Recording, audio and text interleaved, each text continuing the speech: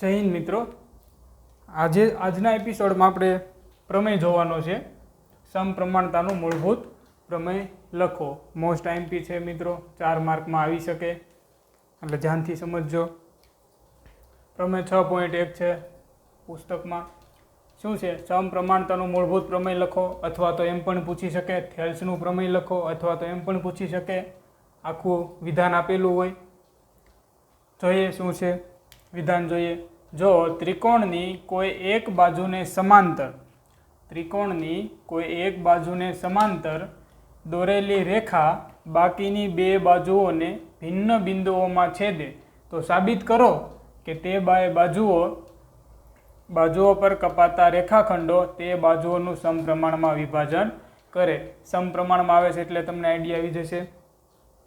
જોઈએ પહેલાં તો શું કરશું, આકૃતિ દોરશું। તો એક ત્રિકોણ લઈ લઉં છું હું।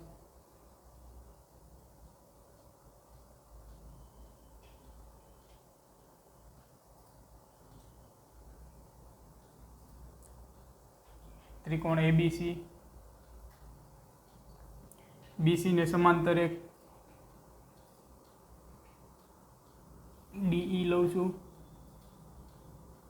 ડી અને ઈ, બરોબર।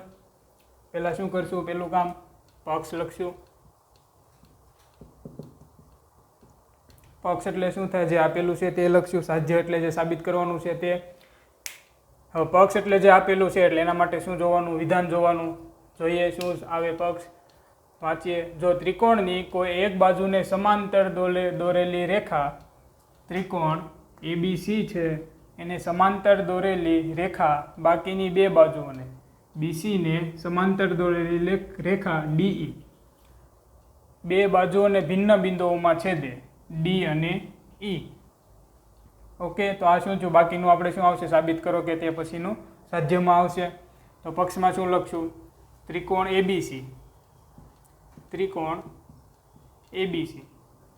એબીસીની સમાંતર બાજુ બીસી, એબીસીની બીસી બાજુને સમાંતર કઈ રેખા, ડીઈ, સમાંતર રેખા બાકીની બે બાજુઓને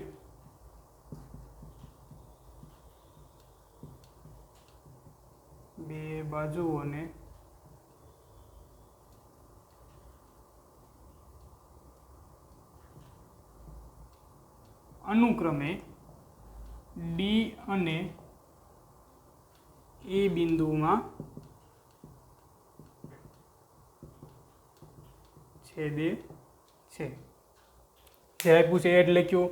ત્રિકોણ એબીસીની બીસી બાજુને સમાંતર રેખા ડીઈ જે છે એ બાકીની બે બાજુઓ એબી અને એસીને અનુક્રમે ડી અને ઈ બિંદુમાં છેદે છે।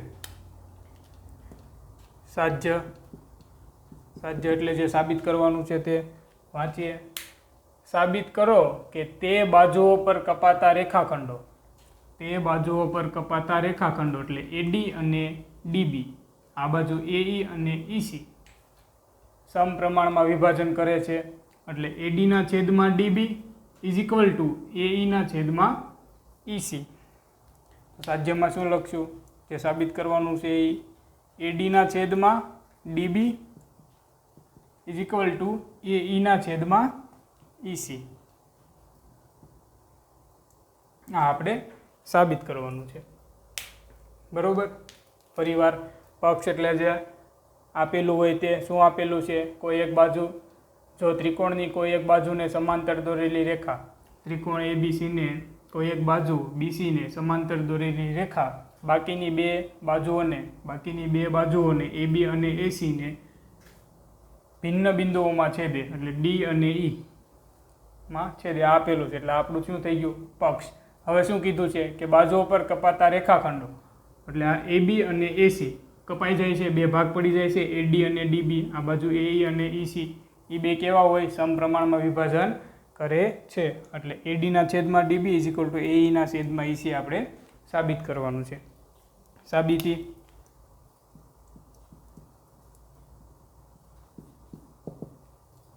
ઓકે, જો હવે આપણે આકૃતિમાં થોડોક દોરી દઈએ. શું હું કરું છું, આ બી અને ઈને એક જોડી દઉં છું. બીઈ રેખાખંડ,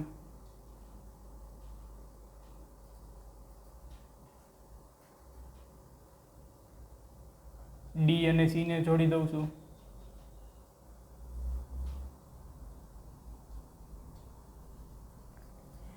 એડી પર એક વેધ દોરું છું. ઈ એન, વેધ હંમેશા કેવો હોય, લંબ. ઈ એન, એ પર એક વેધ દોરું છું. D M. બરોબર. શું કર્યું મેં, રેખાખંડ ડીસી જે કર્યું એ લખી દઈએ. ડીસી અને બીઈ દોરો. તથા બીજું શું કામ કર્યું આપણે, ડીએમ લંબ એસી. ડીએમ લંબ એસી આ વેધ દોર્યો આપણે, ડીએમ લંબ એસી. એ જ રીતે ઈએન લંબ એબી અને ઈએન લંબ એબી દોરો. બરાબર. હવે શું કરીશું આપણે, હવે આ સાબિત કરવાનું છે આપણે. એડી અપોન ડીબી, પહેલાં આ ભાગ લઉં છું, આ બાજુનો ભાગ, પછી આ બાજુનો ભાગ. હવે એડી અપોન ડીબી મારે પ્રૂફ કરવું છે, તો હવે શું કરશું, આમાંથી કયા બે ત્રિકોણ લઈશું, ને એ બે ત્રિકોણના ક્ષેત્રફળનો આપણે ઉપયોગ કરીશું. તો હવે જો મારે એડી અપોન ડીબી એટલે પહેલાં તો મારે એડી જોઈએ છે. હવે એડી મારે જોતું છે તો કયા ત્રિકોણ લેવો પડે, આ એડી છે, એ ડી. તો એના માટે મારે કયો ત્રિકોણ લેવો પડે, આ ઉપરનો ત્રિકોણ લેવો પડે. કયો, જો આ કરું છું, એ આ ડી ઈ, આ ઉપરનો ત્રિકોણ. ખ્યાલ આવ્યો, એ ડી ઈ. મારે એડી મેળવવું છે તો એડી તો આવવું જોઈએ, તો આ હું પહેલાં ઉપરનો ત્રિકોણ લઉં છું. બરોબર. તો હવે ત્રિકોણનું ક્ષેત્રફળ શું થાય ખબર જ છે આપણને. આખું લખો તો પણ ચાલે, ત્રિકોણ એ ડી ઈનું ક્ષેત્રફળ, અથવા તો ખાલી આમ લખી દો તો પણ ચાલે, એ ડી ઈ. ખાલી આ 3 અક્ષર લખો તો પણ ક્ષેત્રફળ જ થાય.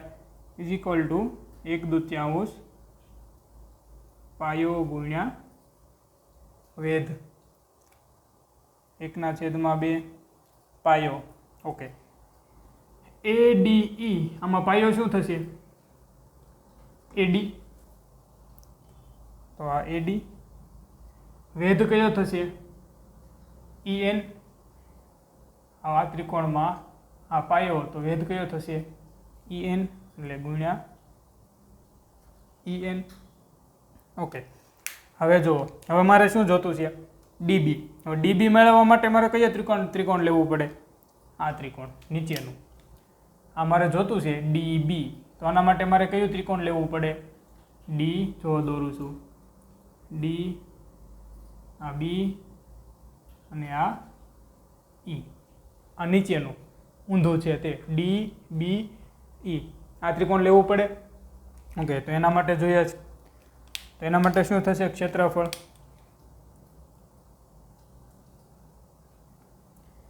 ડીબીઈ, ત્રિકોણ ડીબીઈ નું ક્ષેત્રફળ 1/2. આ જ સૂત્ર, પાયો ગુણ્યા વેધ. ઓકે. ડીબીઈ માં પાયો કયો થશે, ડીબી. વેધ કયો થશે, જે આ ઈએન વેધ છે ને એ જ તે વેધ આ ત્રિકોણ ડીબીઈ નો થશે. કારણ કે આપણે જે ઈએન લીધેલું છે ને એ આખું આખો કોને લંબ છે, એબી ને. આ જે ઈએન લીધું છે એ આખો લંબ કોને છે, એબી ને. એટલે જે આ ડીબીઈ નો જે વેધ આવશે ને એ પણ કયો આવશે, ઈએન જ આવશે, ઈએન. બરોબર. હવે જુઓ, હવે શું કરશું, આ બેના ક્ષેત્રફળનો ભાગાકાર. ત્રિકોણ એડીઈ નું ક્ષેત્રફળ છેદમાં ત્રિકોણ ડીબીઈ નું ક્ષેત્રફળ. તો શું થશે, 1/2 એડીઈ નું ક્ષેત્રફળ આપણે મેળવ્યું, એડી ગુણ્યા EN છેદમાં 1/2 DB ગુણ્યા EN. બરાબર, જે કેન્સલ થતો એ કરી દેવી. EN cut, 1/2 cut. શું વધ્યું? AD/DB. AD/DB પરિણામ 1. તો આ બાજુ જે આપણે લાવવાનું હતું એ આવી ગયું, AD/DB. હવે શું મેળવવાનું છે આપણે? AE/EC. AE/EC. ચલો જોઈએ. હવે AE મારે લેવું છે તો કયો ત્રિકોણ લેવું પડશે? એના માટે પણ ઉપરનો ત્રિકોણ તો આવશે જ તે. મારે AE મેળવવું છે તો આ ઉપરનો ત્રિકોણ તો આવશે જ તે. આ ADE, આ ત્રિકોણ તો આવવાનો જ. ચલો એનું ક્ષેત્રફળ ગોતીએ. શું થશે? ત્રિકોણ ADE નું ક્ષેત્રફળ 1/2 પાયો. ઓકે, હવે આમાં પાયો શું થશે? AE. ત્રિકોણ ADE માં પાયો શું થશે? હવે આપણે આ પાયો લઈશું AE.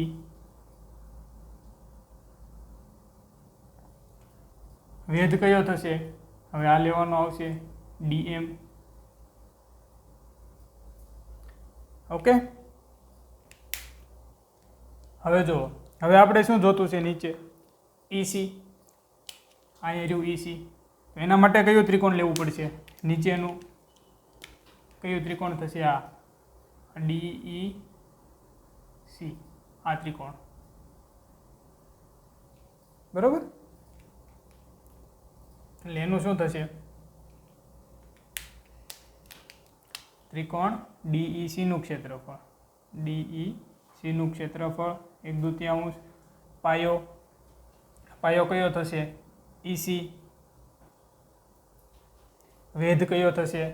DM જ.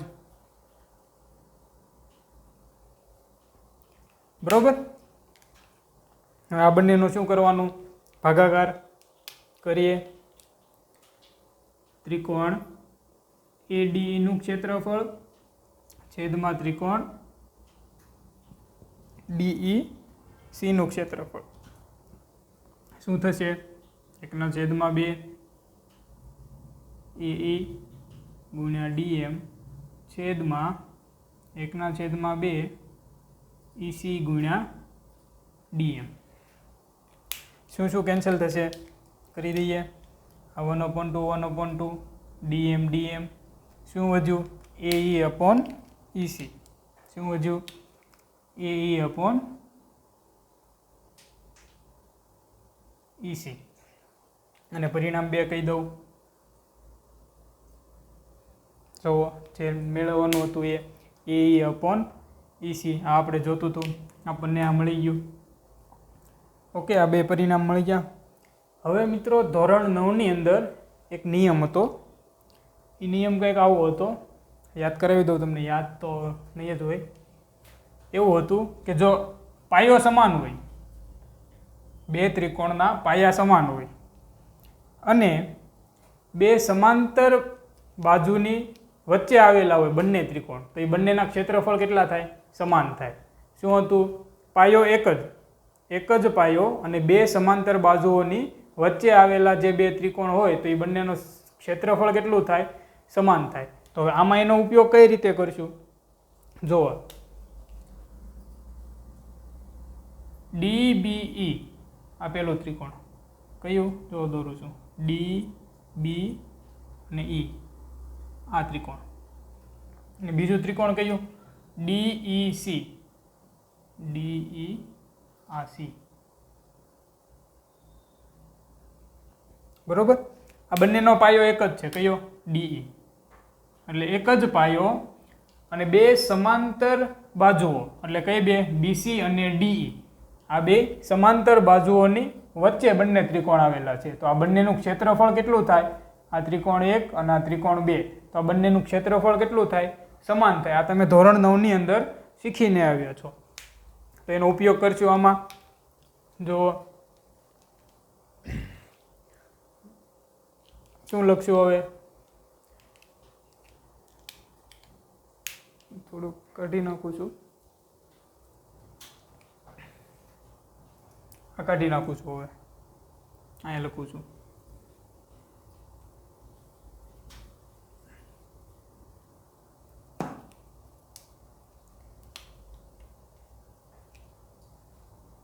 ત્રિકોણ BDE, ત્રિકોણ BDE અથવા તો DBE, ત્રિકોણ DBE અને ત્રિકોણ DEC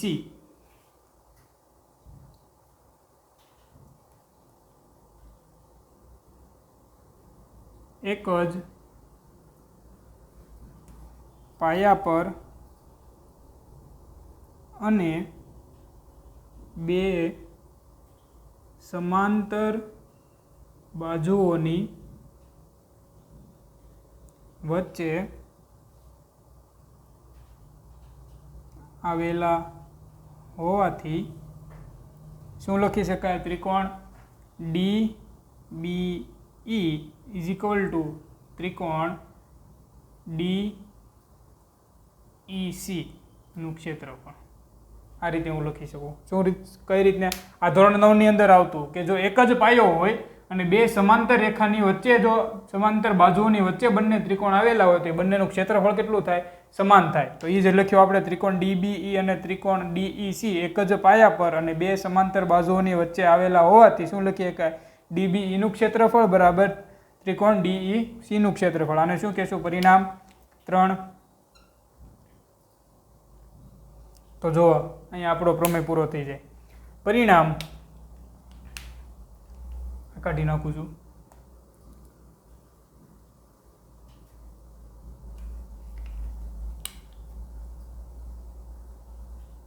પરિણામ 1, 2 અને 3 પરથી, 1, 2 અને 3 પરથી શું લખી શકું?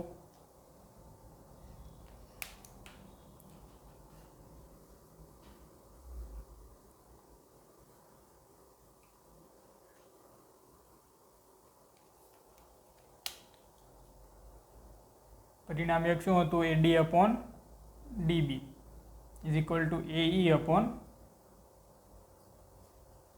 EC. શું કામ? કારણ કે જે ત્રિકોણ DEC છે આમાં જે છે અને ત્રિકોણ જે આગળ પરિણામ 1 માં આપણે જોયું DBE, બંનેનું ક્ષેત્રફળ કેટલું છે? સરખું જ છે. એટલે શું લખી શકાય? AD upon DB is equal to AE upon EC. બરોબર? એટલે આજે તમારો પ્રમેય જે આપણે સાબિત કરવાનું હતું તે. જો મિત્રો થોડોક મોટો છે, સમજીને લખશો, 2-3 વાર પ્રેક્ટિસ, જ્યાં સુધી ન આવડે ત્યાં સુધી બુકમાં 2-3 વાર લખ જ કરો. મોસ્ટ IMP છે, 4 માર્ક આ પ્રમેયમાંથી આપણે જવાનો જોઈએ. મેઇન 4 થી 5 જ પ્રમેય છે, એમાંથી મોસ્ટ IMP પ્રમેય છે એક આ. જો પાયથાગોરસ નહીં આવે તો એના અથવા માં પૂછવાની 100% સંભાવના છે. એટલે એકવાર ધ્યાનથી એવું લાગે તો 1-2 વાર વિડીયો જોજો એટલે સમજ પડી જશે. અને કાંઈ પણ જો તમને પ્રશ્ન હોય તો કોમેન્ટ બોક્સમાં તમે નીચે લખી શકો છો, જલ્દી તમને રિપ્લાય આપીશું. ઓકે, બહુ જ ઇઝી છે. નેક્સ્ટ વિડીયોમાં. Thank you.